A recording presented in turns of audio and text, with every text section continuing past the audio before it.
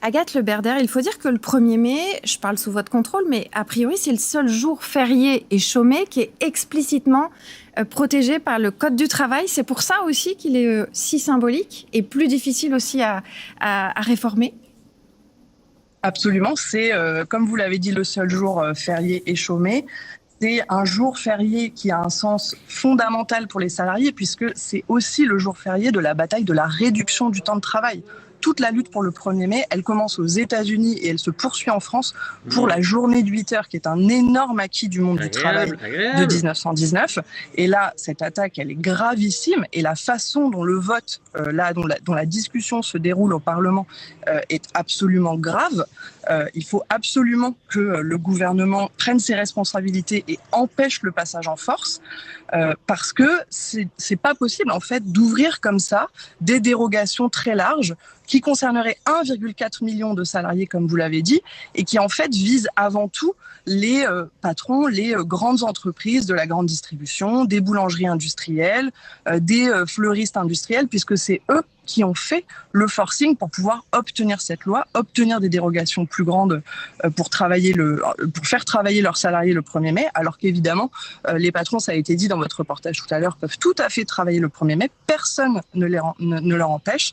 Et ce qui est très grave, je trouve, c'est que le débat parlementaire se déroule comme ça, alors que vous l'avez dit juste avant, la situation sociale est très très grave.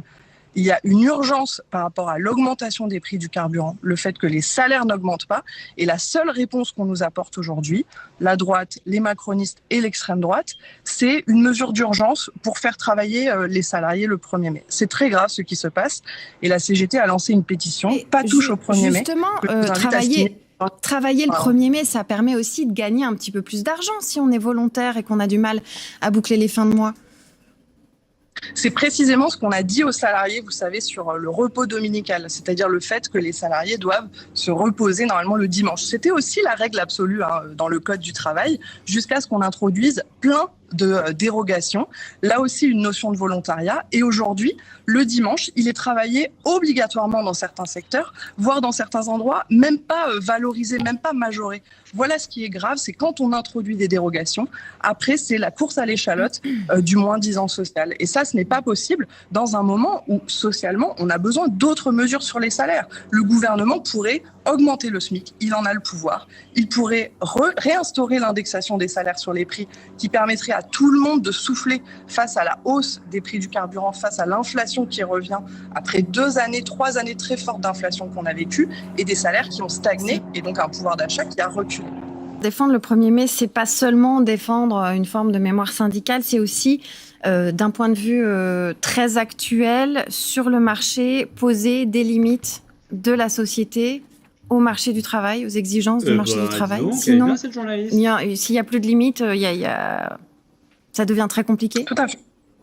Il n'y a plus de limite, c'est la loi du plus fort. Et le plus fort dans la relation de travail, c'est la direction de l'entreprise.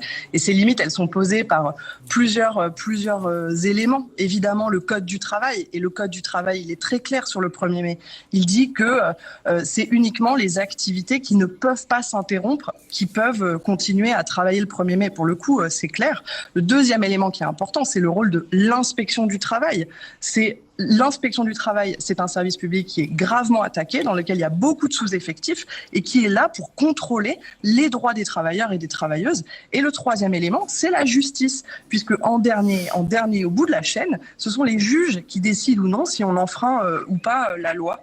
Ce que je voulais dire sur le 1er mai, c'est que cette attaque, elle vise aussi particulièrement les femmes, puisque les secteurs qui sont visés explicitement par la proposition de loi là, dont la droite et les macronistes, l'extrême droite veulent nous imposer, elle vise des secteurs qui sont très particulièrement féminisés, alors que c'est justement elles qui subissent les petits salaires, mais aussi le temps partiel. Elles voudraient travailler plus, les femmes, en fait, mais on leur empêche parce qu'on les maintient dans des métiers où on leur impose un temps partiel qui ne permet pas d'organiser leur vie personnelle. Et je voulais revenir sur le conflit. C'est très important de dire ça. Aujourd'hui, on est en effet dans une situation très grave, notamment face aux employeurs, aux organisations patronales. Il faut, pour gagner des hausses de salaire, faire des conflits de plus en plus longs, parce que maintenant la négociation ne suffit plus. Alors qu'on expose clairement nos revendications dans les entreprises, dans les branches, pour dire là, il faut augmenter les salaires, eh bien on est obligé de mener des conflits plus longs, plus durs, et ça, ce n'est pas normal. Et un des derniers exemples en date, c'est sur la question des pensions, par exemple, puisque le patronat a refusé d'indexer les pensions, les retraites complémentaires. Ça, c'est un autre exemple de la radicalisation, à la fois du patronat au niveau national et dans les entreprises, et là, du gouvernement qui doit reprendre la main et empêcher cette proposition de loi de passer. Merci beaucoup, Agathe Le Berder. Merci.